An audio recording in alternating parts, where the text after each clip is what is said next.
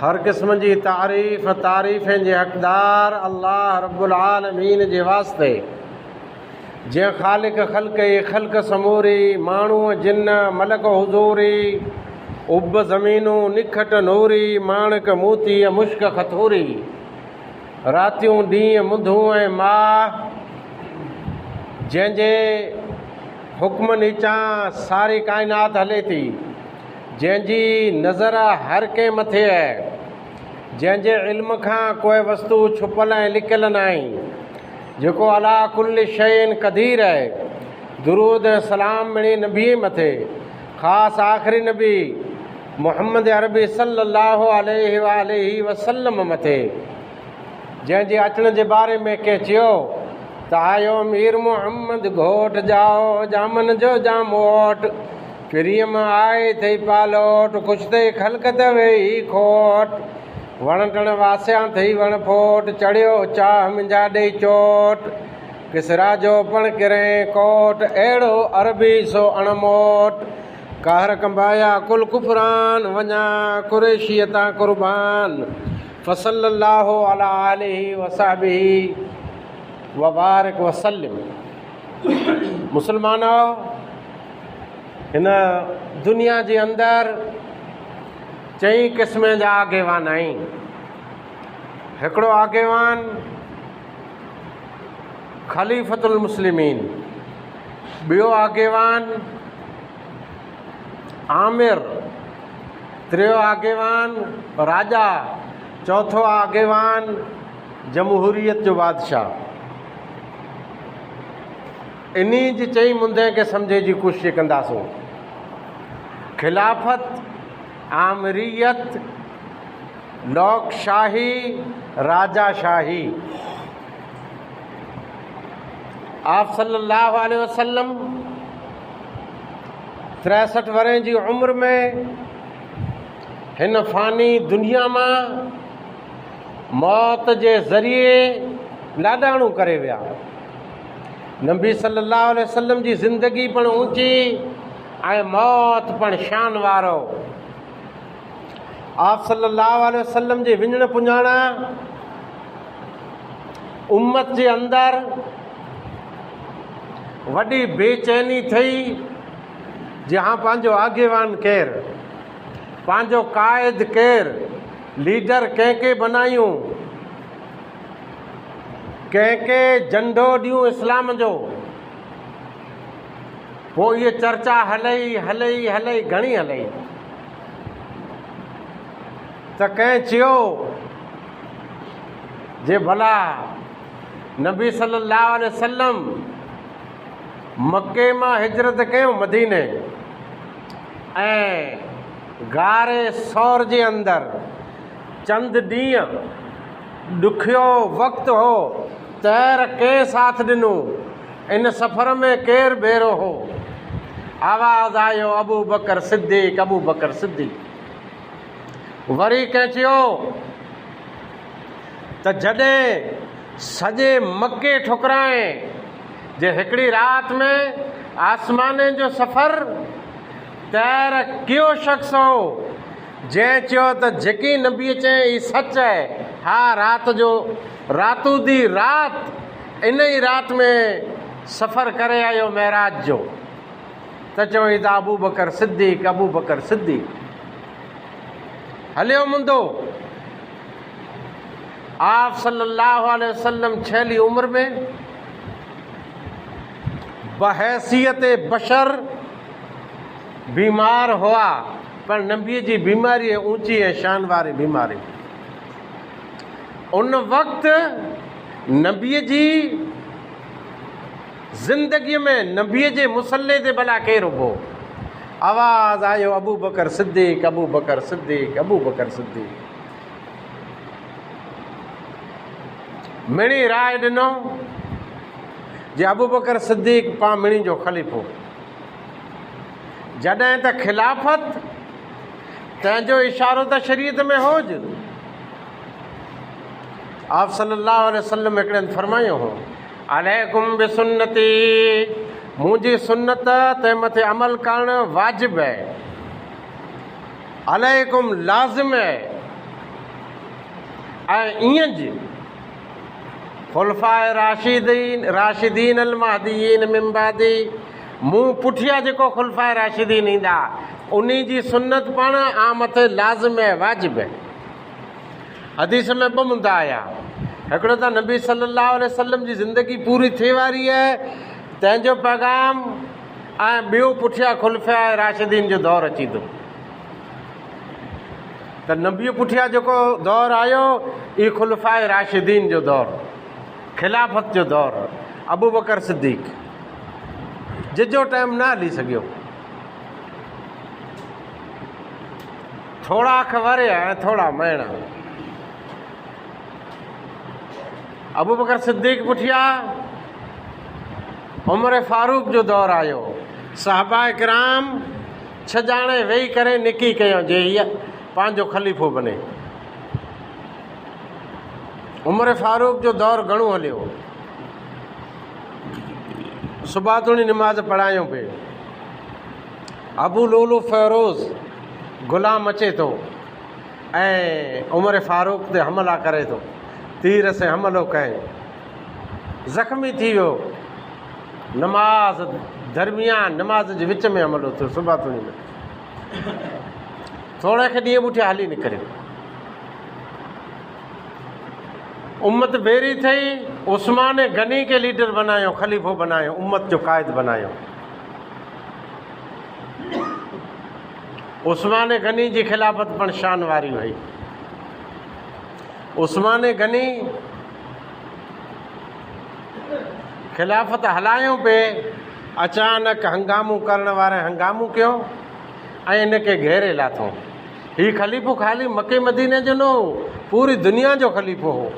खिलाफ़त राशिदा पूरी दुनिया जी खिलाफ़त। पाणी बंदि कयो, पर पाणी उन नेस जो आहे बंदि कयो जेको यहूदी वटां विकांदो नेस ॻीड़े, विकांदो नेस गिनी ऐं आम मुस्लमान लाइ वक़फ़ कयो वें, ऐं वक़फ़ में उस्मान गनी तमामु आॻड़ हो। रोज़े जी हालत में हमलो थियो, हमलो करण वारे सर मुबारक अलंग करे छॾियो धड़का। ख़लीफ़तुल मुस्लिमीन अमीरुल मोमिनीन 3 नंबर जो उम्मत हज़रत अली बिन अबी तालिब अली करमुल्लाह वजहू के ख़लीफ़ो बनाए। हितां मदीने मां कूफे जी तरफ़ पिंड जी गादी खड़ी विया, राजधानी खड़ी विया। अलगर्ज़ हज़रत अली रज़ी अल्लाह ताला अन्हु पण सुबातुणी मुसल्ले ते पढ़ायो पे, थियो हमलो, ई पण शहीद थी विया। 4 यार 4 ख़लीफ़ा खुलफ़ाए राशिदीन, अबू बकर सिद्दीक़, उमर फारूक, उस्मान गनी, अली मुर्तज़ा। इन्ही जी अने नबी सल्लल्लाहु अलैहि वसल्लम जी पिंड में रिश्तेदारी करो है। हज़रत अली रज़ी अल्लाह ताला अन्हु हसन अने हुसैन जा नाना, हसनैन जा नाना, नबी सल्लल्लाहु अलैहि वसल्लम जा जमाई हज़रत अली, बीबी फातिमा रज़ी अल्लाह ताला अन्हा जा शोहर अली रज़ी अल्लाह ताला अन्हु, नबी सल्लल्लाहु अलैहि वसल्लम जे काके जा पुट, काकाई भाउ। उस्मान गनी बुफेरा नबी सल्लल्लाहु अलैहि वसल्लम जा जमाई। 3 नंबर जा ख़लीफ़ा हज़रत उमर नबी सल्लल्लाहु अलैहि वसल्लम जा सहुरा, ऐं अबू बकर सिद्दीक़ पण उम्मुल मोमिनीन आयशा रज़ी अल्लाह ताला अन्हा जा वालिद, यानी नबी सल्लल्लाहु अलैहि वसल्लम जा सहुरा। चई हुकूमत कयो, खिलाफ़त कयो, 4 ख़लीफ़ा। मुंदो आयो वरे मुद्दत सिर्फ़ अने सिर्फ़ लमसम 30 वरे, 29 जे गारे में ई दौर पूरो थी वियो। तंहिं पुठियां ॿियो दौरु आयो खिलाफ़त जो, जंहिंजे अंदरि भारी नुक़सान थिया। अने खुलफ़ाए राशिदीन जो दौरु ऊंचो अने क़ीमती, अहिड़ो दौरु पुठियां कॾहिं आयो न। बनु उमैया, खिलाफत बनु उमैया। हज़रत उस्मान रज़ी अल्लाह ताला अन्हु जे कुटुंब मां अमीर माविया रज़ी अल्लाह ताला अन्हु हुआ, कातिब वही हुआ, साहबी रसूल हुआ। नबी जे ज़माने में क़ुरान मजीद जी आयतूं लिखंदा पिया हुआ, अने मशहूर साहबी हुआ। खिलाफत राशिदा पुठिया उम्मत में इख्तिलाफ़ थियो। अमोक हज़रत हसन जेको नबी सल्लल्लाहु अलैहि वसल्लम जा नवासा अने अली रज़ी अल्लाह ताला अन्हु जा पुट, तंहिंखे ख़लीफ़ो बनायो। कूफे वारे थोरे इंसान हेॾा उम्मत जे हिकिड़े हिसे हज़रत माविया रज़ी अल्लाह ताला अन्हु खे ख़लीफ़ो बनायो। इन्हनि जो पिंड में समझौतो थियो। हज़रत हसन रज़ी अल्लाह ताला अन्हु राजीनामा ॾिनो अने अमीर माविया खे ख़लीफ़ो बनायो। अमीर माविया रज़ी अल्लाह ताला अन्हु पूरी उम्मत जा ख़लीफ़ा बनिया। इख़्तिलाफ़ थी विया पूरा, अने ये खिलाफत हलई। खिलाफत बनु उमैया चवाजे तो। कुल 14 ख़लीफ़ा आया। 92 वरस सुधी ये खिलाफत हलई। इन खिलाफत के अंदर उमर बिन अब्दुल अज़ीज़ तमाम ऊंचो ख़लीफ़ो हो। इन ही दौर में मोहम्मद बिन कासिम पंहिंजे हिन प्यारे मुल्क में आयो। राजा दाहिर जो सिंध जो राजा हो, तंहिंखे साम्हूं जो मुक़ाबिलो थियो हीज दौर हो। थे खिलाफ़त 92 वरे पुठिया ॿियो दौर पूरो थियो। इन्ही के दौर पूरो कीअं थियो? जंग थी। अब्बास रज़ी अल्लाह ताला अन्हु जी औलाद जा जेके हुआ उन्हीं जंग कयो। ज़ाब नामी मिस्र में को जगह है, तंहिंजी जंग में मरवान सानी करे अब्बासी 14 ख़लीफ़ो, बनु उमैया जो 14 ख़लीफ़ो अब्बासी जे हथां पूरो थियो। अने बनु उमैया जी हुकूमत पूरी थी, अब्बासी जी हुकूमत शुरू थी। अबुल अब्बास मंसूर तंहिंजो दौर थियो चालू। ई सिलसिलो हलियो हलियो हलियो। खिलाफत जो सिक्को हलियो 2-4 ॾींहं न, बल्कि 508 वरे सुधी 37 ख़लीफ़ा आया। मड़े इन ही घर जा पे आया। पर थियो ईअं त हलाकू खानो थियो। अने बगदाद ते हमलो कयईं, बगदाद के वैरान कयईं। हिकिड़ो ॿ न, लखों इंसान बगदाद जे अंदर हलाकू जे हथां कुसी विया। आड़ ते जेको नए नंढी है, तंहिंमें एतिरो रत वड़ो, एतिरो रत वड़ो इंसान जो जे नए जो पानी, नंढीअ जो पानी लाल पे पियो। इस्लामी वॾा कुतुबखाना हुआ, किताब घर वाजर इन्हीं के दुखायो, पोइ इन्हीं जी राख फगायो दरिया में, तर दरिया कारो थी वियो वानीअ से। हलाकू खान जे हथां 37 ख़लीफ़ा तंहिंजी थी हुकूमत पूरी बनु अब्बास जी। इन दौर में इन्हीं से विरोध में थोड़ियूं थोड़ियूं नंढियूं वॾियूं जाम ॿियूं पण इस्लामी सल्तनतूं क़ाइमु थियूं पे। न पिंड में जंगी जहिड़ा थिया पे। 3 दौर थिया पूरा। खिलाफत राशिदा, बनु उमैया, बनु अब्बास। ई मड़ा खिलाफत, इस्लामी खिलाफत। 4थो दौर आयो।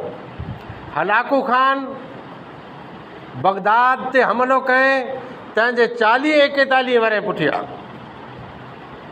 40-41 वरे जो विच में वेछो पई आयो। कोई पण खिलाफत मुसलमाननि जी हुई न।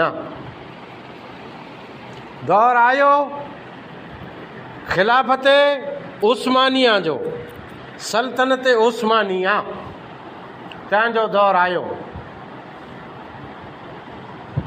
अने सॼो अजीब अने नवो दौर आयो। जंहिंजो सिक्को बरूको, जंहिंजो प्लान बरूको। ज़बरदस्त दौर हो। कोई कमियूं हर कंहिंजूं हुए थियूं, खामियूं हुए थियूं, हिते इन जा भला कम पण हुए था। इन खां पहिरीं जेको बनु अब्बास जो मूं चयो 506 वरे सुधी हुकूमत, अने 37 ख़लीफ़ा, जॾहिं त हीउ हिकिड़ो ख़लीफ़ो ओछो 36 ख़लीफ़ा ऐं 620 वरे सुधी हुकूमत हलाई। पंहिंजो अंग्रेज़ी वरे पां सारियूं 2026 हले पियो। अॼु 2026 5वें महीने जी 1 तारीख़ हाणे ऐं सारे सघो था 1919 वटा जले 22 सुधी इन जी हुकूमत हलई। 20 में सम्झो जो हुकूमत 21 में पूरी थी। 1920 21 हिकिड़ो 100 ने 5-6 वरे थिया। चंद्र जे हिसाब सां हर 35 वरे ते हिकिड़ो वरे वधे 36 वरे थिए।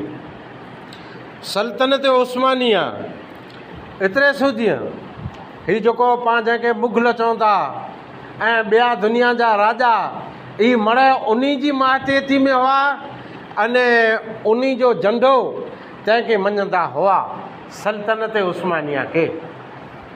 पर सल्तनत उस्मानिया जो ख़ात्मो हिकिड़ो वॾो मौज़ू आहे। यहूदी साज़िशूं थई हुकूमत खे ख़तमु करेला, इस्लामी सल्तनत के बर्बाद करेला, खिलाफत के पूरी करेला। 100 वरे मेहनत कयो यहूदीअ। तैर इज़राइल जे अंदर पण ई आया जेको उनटाणे जो फ़लस्तीन हो, इन्ही जे दौर में फ़लस्तीन में इन खे जॻह मिलई। इज़राइल उनटाणे वठो, यहूदी आया ऐं पिंड जी हुकूमत जो ख़ात्मो थियो। छहलो अब्दुल हमीद राजा, छत्रियों जेको राजा हो, तंहिंखे हिकिड़ी ट्रेन में रेल में मुल्क में जाए कढी छॾियो, सल्तनत मां कढी छॾियो, ॾेस वठो ॾिनो। अलगर्ज़ ई पंहिंजूं 4 गादियूं मूं आके साम्हूं मुंदो रखियो त 4 क़िस्म जी हुकूमत हुए थी। हिकिड़ी खिलाफ़त जंहिंजो आके 15 मिंटे जे अंदरि मूं सॼो ढांचो सुणायो। ॿई हुकूमत हुए थी आमरीयत। हाणे खिलाफ़त पूरी थी वई, खिलाफ़त किॾाए न आहे। अने खिलाफ़त जे ख़लीफ़े जो क़ुरान में ज़िक्र पण आहे। खिलाफ़त जो कानून जंहिंजे झंडे नीचे हद क़ाइमु करे में अचे थी, ई ख़लीफ़ो इस्लामी सल्तनत जो ख़लीफ़ो उलुल अमर जंहिंखे चई में आयो। ॿियो आहे आमिर, डिक्टेटर आमिर। कंहिं बि क़िस्म जी हुकूमत पिंड जी वर्दीअ जे बर ते या तलवार जे ज़ोर मथे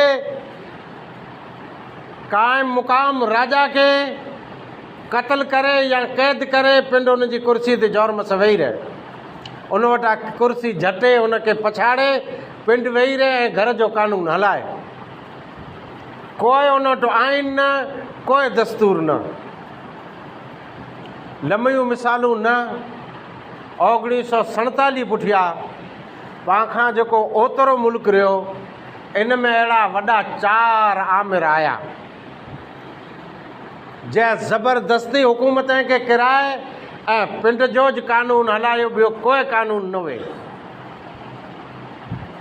जंहिंमां 6 नाला उहे इंसान जा ॾिठा, उन जो दौर ॾिठा। हिकिड़ो ज़ियाउल हक़ ऐं ॿियो परवेज़ मुशर्रफ। इन खे आमिर चवाजे थो। घर जो क़ाइदो ॿियो कोई क़ाइदो न। इहा हुकूमत पण दुनिया में ऊची आहे, जिजा ॾींहुं हली नथी सघे। मिणी खां वधारे ज़ुल्म इन में थिए थो। टियों मुंदो आहे राजाशाही। अने ये आसान हुकूमत है।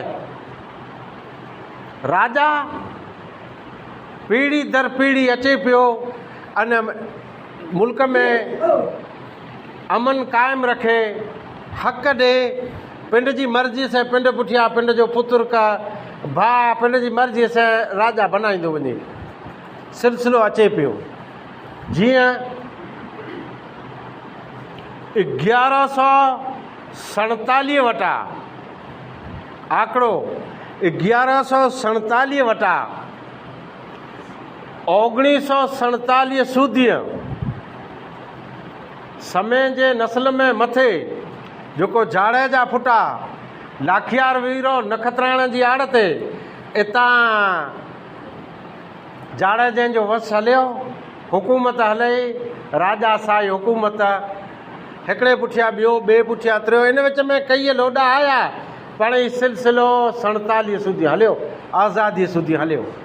भारत आज़ादु थियो उन वक़्तु भारत जी सरज़मीन मथे 565 घटि वधि 563 क़ाइदे सर अहिड़ा नंढड़ा रजवाड़ा हुआ। राजा शाही हुकूमत हलई थिए अने ख़ासियूं हुकूमतूं हुयूं भले कंहिं बि धर्म जूं हुयूं उते अमन अमान क़ाइमु हो। राजा चूंडे जो इख्तियार सिर्फ़ न सिर्फ़ राजा पिंडके ने राजा जे घर में हुए। अहिड़ी हुकूमत हींअर सऊदी में पण आहे मगर सऊदी में क़ुरान अने हदीस जी हुकूमत आहे इंसाफ़ वारनि जी हुकूमत आहे। केतिरा ॾींहं हलंदी इहा अल्लाह जी मर्ज़ी पण 1933 में जेको शख़्स हो लगातार इन जी हुकूमत अचे पई अॼु सूदीअ 1952 में वफ़ात करे वियो तंहिं पुठियां हिन जो पुत्र आयो पोइ ॿियो पुत्र पोइ इन लेवल ते हले पियो मुंदो हले पियो अॼु सूदीअ उन जो पुत्र रहियो से लमो न हिन जे नस्ब पिंड जो हक़ीक़ी पुत्र यानी पुठियां भाउ पिया अचे बाप केॾा भाउ क़ीमती 1952-53 वटा अॼु सूदीअ सॻा भाउ हुकूमत कयूं पिया। राजा शाही पब्लिक खे अदलो इंसाफ़ ॾियनि था। 3 मुंदा थिया टूक में हाणे अचींदो चौथो मुंदो जंहिं लाइ करे ही सॼो मूं घाट घड़ियो जमहूरियत लोकशाही अने दुनिया में जमहूरी मुल्क घणा आहिनि जे पब्लिक खे इख्तियार हुए तो राजा चूंडे जो। भारत मुल्क आज़ाद थियो तंहिं पुठियां तर्ज़ हुकूमत जमहूरियत आहे लोकशाही आहे अने बहितरीन आहे। हिकिड़ो बंधारण आहे कानून आहे क़ाइदो आहे नियम आहे जेको सारो आहे अने सुठो आहे। ऊंचो इस्लाम आहे क़ुरान आहे पर इंसानी ज़िंदगीअ लाइ मुल्क में रहण सहण क़ाइदो कानून ई तमामु सारो आहे जंहिंखे आइन हिंद दस्तूर हिंद चऊं था। जंहिं दस्तूर पाणखे आज़ादी ॾिनी आहे तव्हां पिंड जो धर्म अपनाए सघो था उन ते अमल करे सघो था उन जो प्रचार करे सघो था।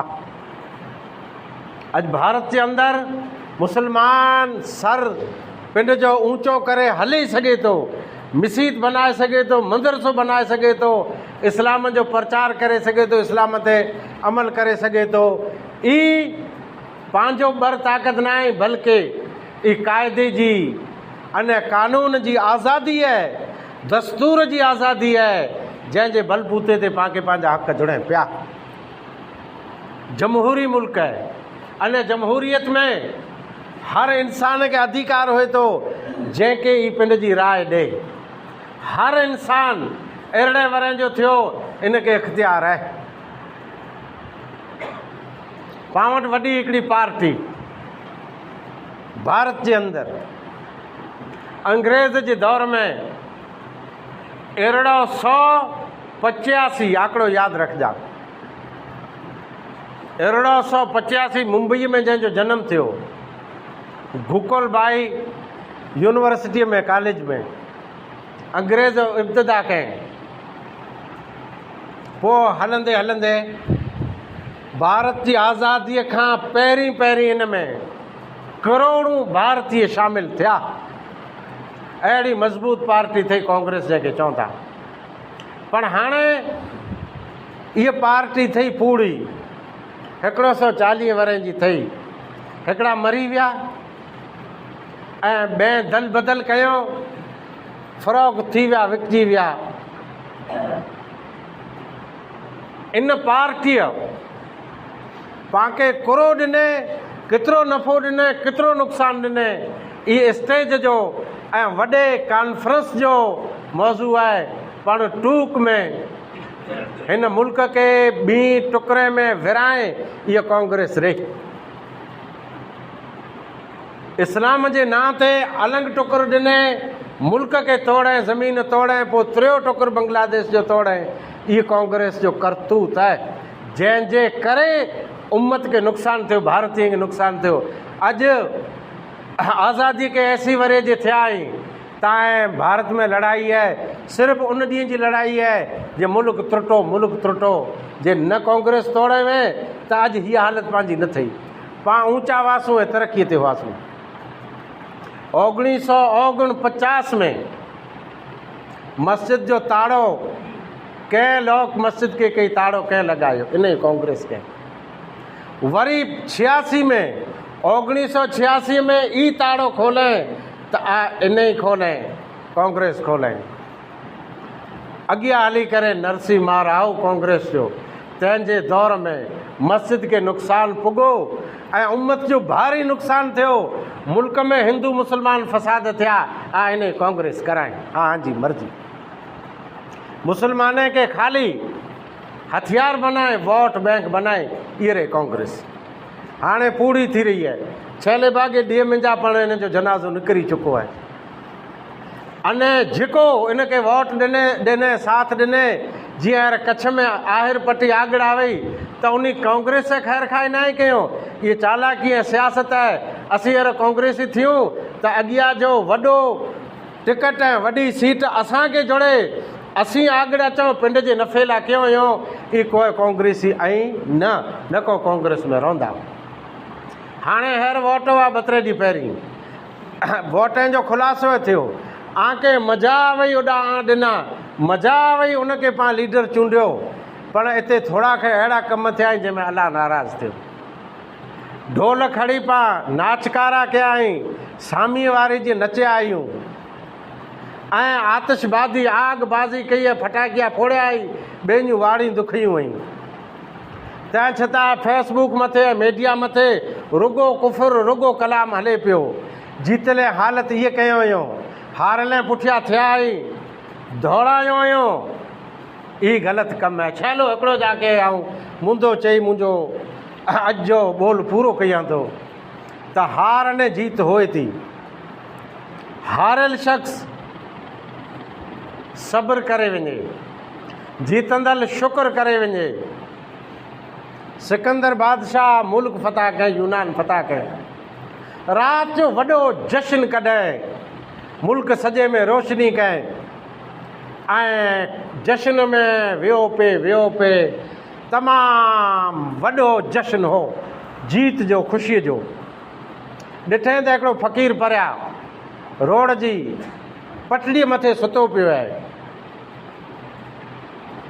सिकंदर पिंड घोड़े तां उतरी ऐं उनखे लत हड़ी उथियारे, ऐं बदमाश ऐं बदनसीब इंसान, मुल्क मूं फतह कया, यूनान फतह थी वई, जीती वियोसि न, तूं अञा सुतो पियो ईअं। त हीअं नारे ने जेको फ़क़ीर बोल चए, ई बोल मुंहिंजे पछ में बनीअ जे भाए खे आउं चवणु घुरां थो। जेको जीती विया उन खे आउं चवणु घुरां थो। तैर चए, बेशक तोखे मुबारकियूं, तूं भले जीते। मुल्क जीतण ऐं जीत मथे ख़ुशी करण, ई फातेह अने जीतंदड़ राजा जो कमु आहे। पाण सुतले खे लतूं हणण, गॾोड़े जो कमु आहे। वाख़िर दावाना अल्हम्दुलिल्लाहि रब्बिल आलमीन।